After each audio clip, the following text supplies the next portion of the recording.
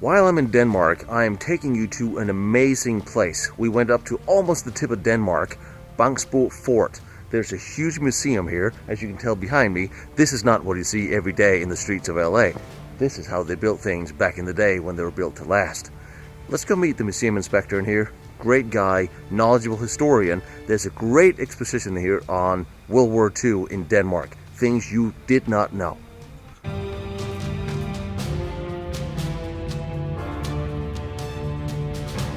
My name is Henrik Nielsen. I'm a curator at the Coastal Museum of Northern Jutland, or Kystmuseet, as it's called in Danish.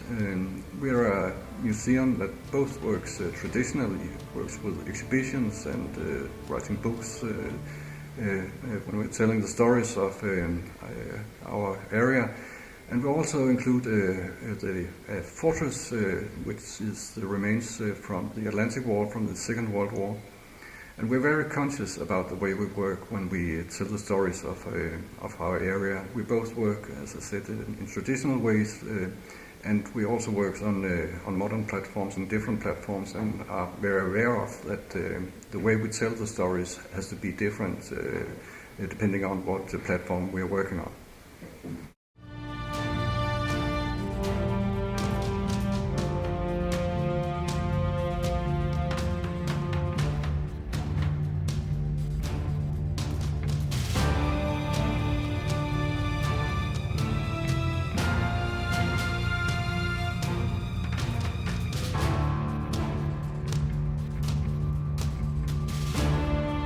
This is just amazing. And you see what they're on. My name is Kenneth, and we are standing in the fire control of the coastal fort at Bangsbo Fort. The fort is 70 bunkers built by the Germans during the war, the German Navy, to control the harbor that we have down here. And the fort is built as a coastal battery, an anti-aircraft battery, a radar station, and 3 command stations. So there was about 350 German soldiers here during the war in these 70 bunkers. And look at this. This is amazing. Look at this. This is where they wrote on the walls direction and distance where things were. And you have a complete view over what is now a naval harbor down here. Complete ocean. It's absolutely amazing. When you walk down here and watching your head, even though mine is pretty damn hard, you come down here to the command and control, where the commanders will stand and look out over. And you have the metal shutters in case you need to shut up for gunfire. This was put in after the war, of course, because the wind blows. But you look at this. This is authentic. The way it looked, it is just amazing. And you look at the steel doors, and you walk down into the next room, and what you will find down here is absolutely amazing. They have restored this the way it was, with the writing on the wall taken from different bunkers into the phone control, where you have each phone for each of the large cannons. 10.5 centimeter guns? Yeah, 15. 15? Big ass guns, great, like big guns. Where the crew slept, and again, this was on one bunker. This was inspired by a training he saw in the bunker in the Normandy. This is as authentic as you are going to get. The German occupying force who built these bunkers, the crews, this is what they saw every day for these years of the war. They have done an amazing job. If you are in America, you need to get a passport. That's complicated, I know. Get a passport, go to Denmark, find it on a damn map, come here and see these places. If you have any historical interest, drag your kids here. This is amazing. You cannot miss something like this because you won't find it almost anywhere. Plus, they have the best pastries in the world in this country, worth traveling for on its own. Now, Kenneth told me to press the button on the wall. Being a soldier, I was always taught to not press buttons or pull levers without knowing what happened. I'm kind of gonna, because it's kind of cool. Oh, you gotta love it. The lights come on.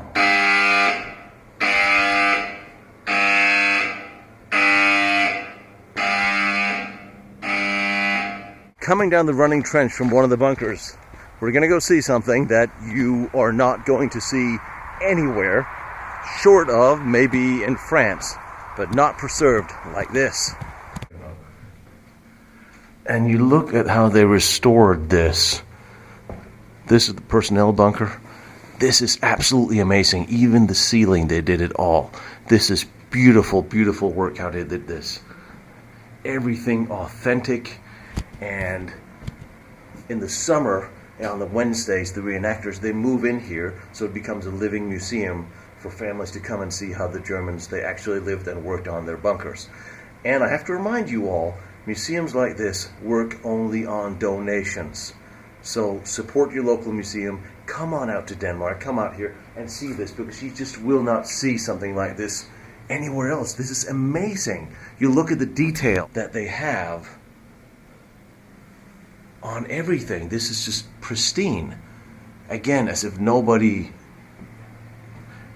just like somebody lived here until last week.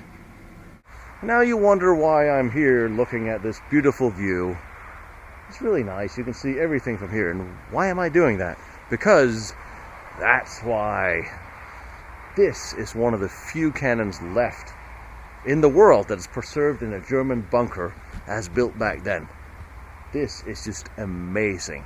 And you know what I'm going to do here? I'm going to come back and I'm going to shoot a movie here. Just because it's here and somebody took great pains to restore it and keep it that way, to preserve history.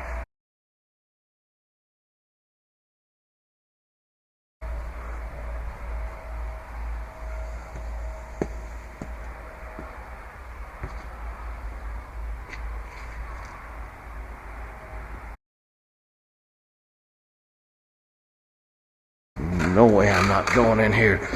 I have seen so many bunkers over the years, and there's none where the gun is actually in place. This is just amazing. This is pristine, it is restored. You had the ammo slots, you had everything out here. And the gun, and you come in here, and so what do you get to see? This is just amazing. It's amazing that it's here. So the gas-tight metal doors, you go in the back here. These are amazing. This is just, it's unrestored in here, but it's pure. It is the way it would look 75 years after having been left by the Germans. Coming up the back here, presumably to gun port down there for the rear protection. And upstairs, on top of this, there's a Tobruk. You come down here, and you see this. The ammo would come down. Gas-tight doors. You come out here. Business end. 15-centimeter gun. Controlling the whole harbor. It's amazing. We all know that all the bunkers are reinforced concrete, 5 meters underground to support the cannon. And now you look in and you ask yourselves, because you are asking yourself, why is there a brick here? It's built of bricks? No, it's not built of bricks. This was the finish. First you built the entire casing, and then you finish off things so people can use it, make it user-friendly. But the bricks are just the outside.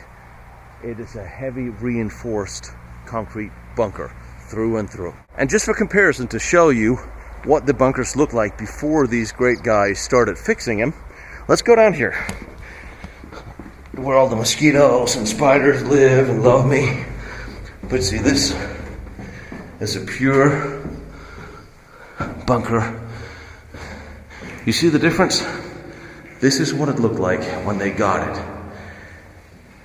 And there was a bird, a little bird, through and through. This is just amazing, these huge structures that will always be here. And presumably going up here, this is Tobruk. Closed so people can't fall down, fair enough. But yeah, this is amazing. And now you can truly see the difference of how it looked when they got here compared to when they're done doing their amazing restorations.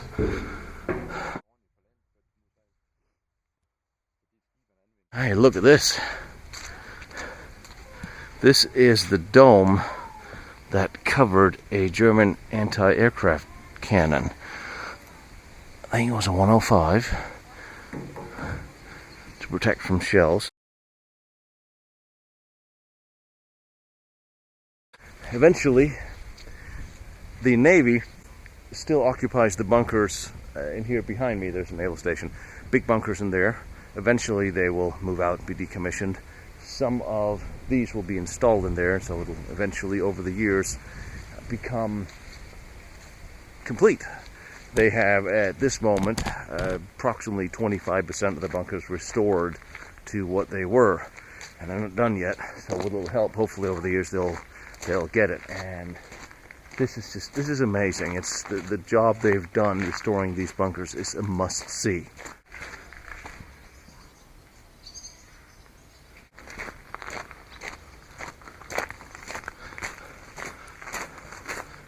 Not to mention, how authentic does this look? Steel sentry cage, just for added protection. But this is cool. You look at this, German writing, barbed wire, guard tower. You come down here, and the command bunker, firing slits. There's a Tobruk on top. This is just amazing. And you see what they're done. The colors, the paint schemes are here, the steel doors. And you go through and you see this museum. It is just... Now here they have displays on the walls, so you can actually see and hear the story. And you look at the radio room is amazing too. Look at these original equipment, typewriters. And this is really great. This is something else. And you go through and you come up here. And I'm climbing because I want to come up here and see what's up here. And there's a step missing. Up, down, and up here. For the smaller version of the fire control bunker that you can see out there. Again, on the walls where everything is in what direction. Naval harbor down there.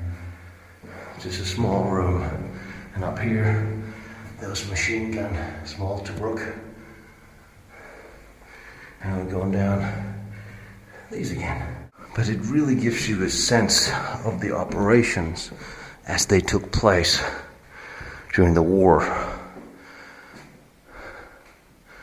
There wasn't any battles that took place here. There was resistance activity. There was a lot of shooting at Allied aircraft that flew overhead.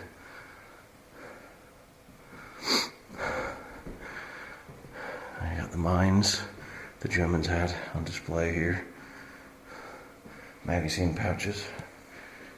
There you go.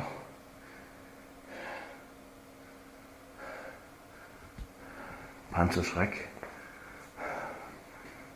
Handheld anti-tank weapon.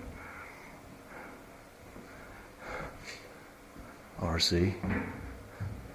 And come up through here. And here's the other side of the firing slit. That, if you pull this aside, there you go. Control. See, axis control. You stick your machine gun out through there. Explore the entrance. Climate control probably wasn't here, your boiler room. Because at winter it gets really, really cold in Denmark. Oh, here you go, look at this. Here's the whole area. Bunkers and the running trenches throughout everything. The cannons positions. Over here there's a theater, I was told, that shows little movies that I had to go see, short movies from and about then, and were reenactments. I gotta go see those. Gotta go see what's in here too, because, well, not much, but I am curious. A lot of little rooms. And you gotta love the paint scheme. Authentic. And up there, another little Tobruk. Presumably. Let's go have a look. Why the hell we're here? Let's go see. Very narrow. Yeah. you go. And Tobruk that's not covered in mosquitoes. Here you go. That's what left the machine gun ring. Now, the grass have grown up over that before. That would be a clean field of vision. No more. But since there's no gun up there, I guess we don't need to see that wide. The first tank of World War II the Germans had, the actual tank was a Panzer I. Very small, two-man machine guns. This is the turret. See how small this actually is. And what they did, they became obsolete quite quickly in the war. Need to upgrade to bigger tanks, better armor, bigger guns. That the Panzer I chassis and turret just couldn't cope with. So they took these off and they planted them in encasements here in Normandy, all around the occupied territories where they needed to defend. They buried down just the turrets, Panzer I, II, IIIs, as defensive positions, sitting on top of concrete placements. Not very well armored, but it was the best solution for a time where the Germans were strapped for weapons, for guns, for cannons. They used everything from every occupied territory they got to because they just couldn't manufacture enough to protect all the territory they had. Walking down here, sign says the Interrogation Bunker. Don't know what that means, but it looks pretty damn big. This would be a personnel bunker. Shooting slut, armored door, and somebody who did not play ball. Cool. Alright. And everywhere in all the bunkers that were restored or partially restored, you have history from the occupation, which is absolutely amazingly interesting. They have a bunker showing a little video from how everything worked. Curator, he told me that they were storing things everywhere they could find room in the landscape before they had the time and money to restore them. And here's two more armored domes from the anti-aircraft cannons. And the bottom of one. Just, oh well, okay, it's the same. Just sitting around. It will be amazing to go exploring around here. So today, defense have antennas, listening posts, Navy sitting in here. Speaking of other things sitting around the landscape, here's a ship. What, none of you saw that coming? Nah. It's actually not an entire ship. They got the top of one from the Danish Navy, training ship, and then they put on different components from other ships for, training seamen before they were brave enough to actually set off to sea, surrounded by water. It's safer. You don't drown when you fall off. Outside the fort here is a Danish-made cannon, made in 1912, and when the Germans arrived, they took it from Copenhagen and brought it out here, along with every bit of artillery, cannons, weaponry they could find in the occupied territories. They brought them to bear where they needed to. And very appropriately, it's sitting here overlooking the ocean. This is a beautiful location, beautiful view. Why the Navy is still set up here. But it's hard to beat. And it's very easy to understand why this was where the Germans decided to set up shop. And when the bombers came, once again, here you are, down to a shelter. Imagine this in the middle of the night. It's a teeny weeny little room. Sitting here with bombs dropping all over you. It's small and tight and cramped. It won't hold a lot of people. But I tell you, if bombs are dropping, you'll sit real close if you have to. But you look at this view. And the sheep. Alright, coming down here. See what's in here, I don't know. And here we are on top of the command and control bunker that we were inside. See the heavy door on the rollers. And in here, I'm assuming you had the radar finder. Once again, remember when we went to Fort MacArthur, looked at the little metal plates on top of their Look at this, how thick this is. This is the outside of the command and control bunker. Tons and tons and tons of reinforced concrete on top, over your head, protecting yourself from all kinds of shelling. It's amazing. Completely unlike what we found at Fort MacArthur. And what a view. I'm expecting anti-aircraft cannon here. Up here the command and control. And here's another bunker. Up here's open. That's interesting. Let's see what we can see in here. Entrance to the Tobruk.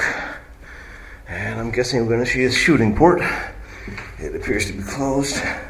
And it's closed. On average, it took the Germans 3 to 4 months only to build each bunker, which is amazing considering the tons and tons of concrete needed to do such a thing.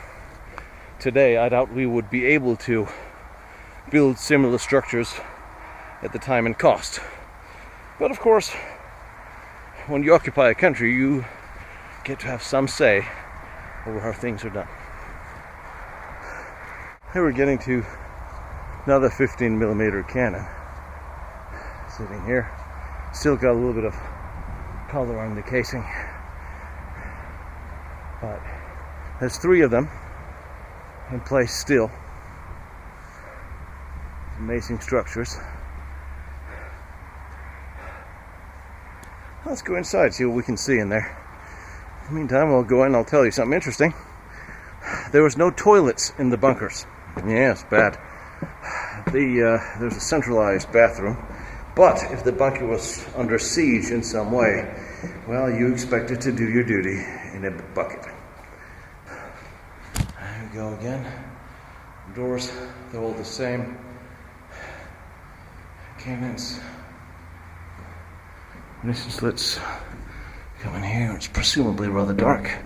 No, it's not rather dark. Ah, bloody hell, but it is very wet. Alright, so let's try the other way.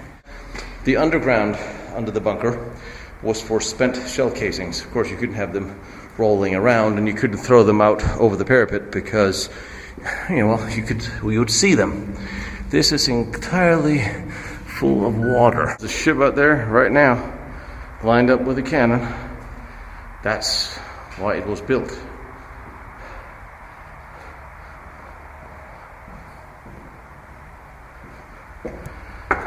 The Allies were, during the war, very busy with mining every harbor available to the Germans. The harbor's right down here, and the radars here back then were primarily occupied with locating the planes as they came in low.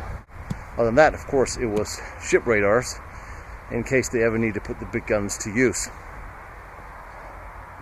Amazing structure, though. As a historian, I love the what the hell is that moment. Seeing something you haven't really seen before as I'm staggering around in sheep dung. I'm looking at this. That's a different design that we've seen around before. Curious of what that is. And of course, on the way, there's this, which may or may not be open. It is open.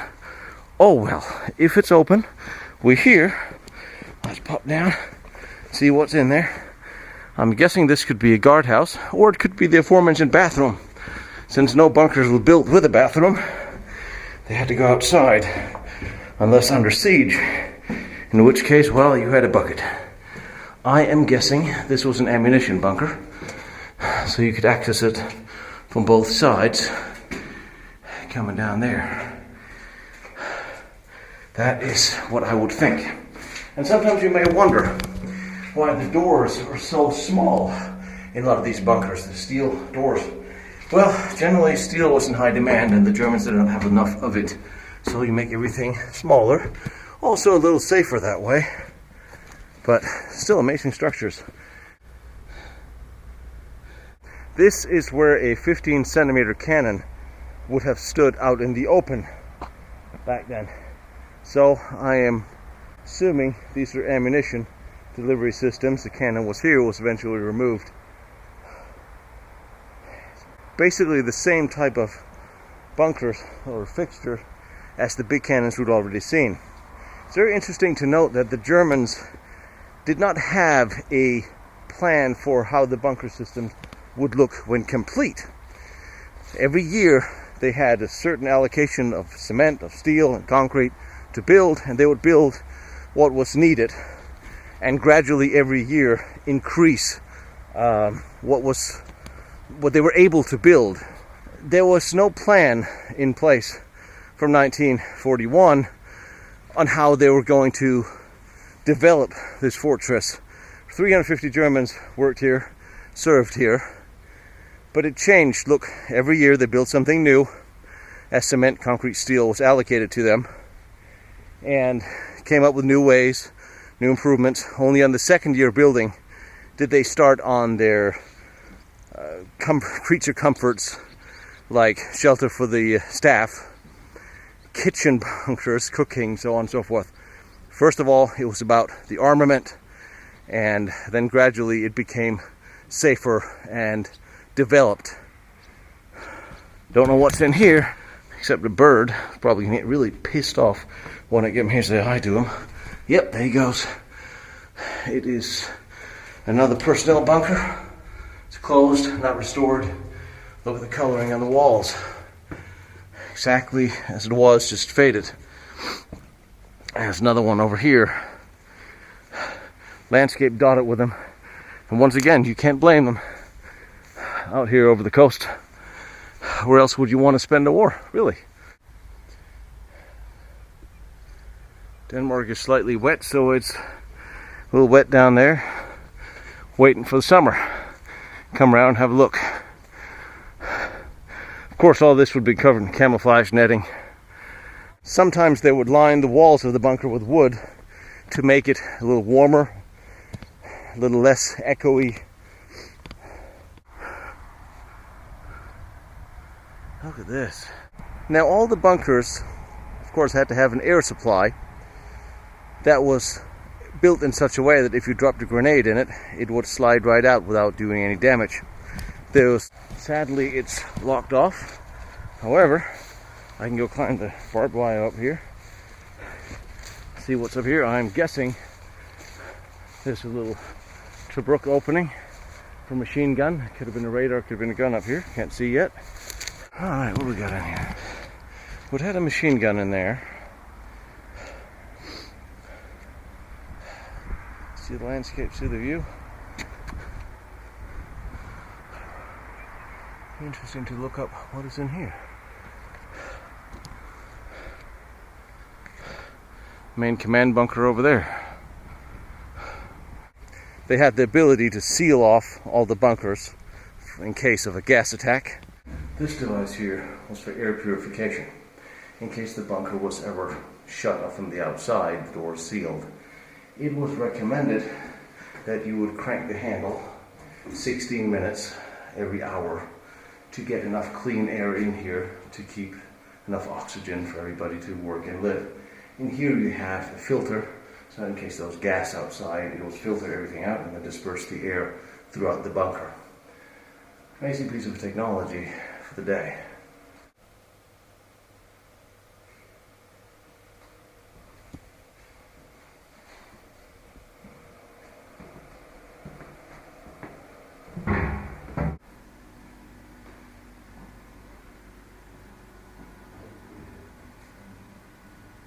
Just on my way out of the fort, had to come up here and show you phenomenal view. There's anti-aircraft cannon down there, and there were several casemates surrounding this, casemates of anti-aircraft guns. And you see down here in the pits the racks for the ammunition. Now these were put in place after World War II. All have noticed the moment I took my jacket off, it started raining. Just a sign that I'm extra cool, or seriously stupid. But we all know that. 3.7 centimeter anti-aircraft, German flak. Very interesting. We were lucky enough for it to traverse. Oh, no. Here's another project for historians to restore this so we can make it fire, shoot a movie here. Now down here, I believe you had the ammunition under cover, but again you had a full view of the landscape and the sky.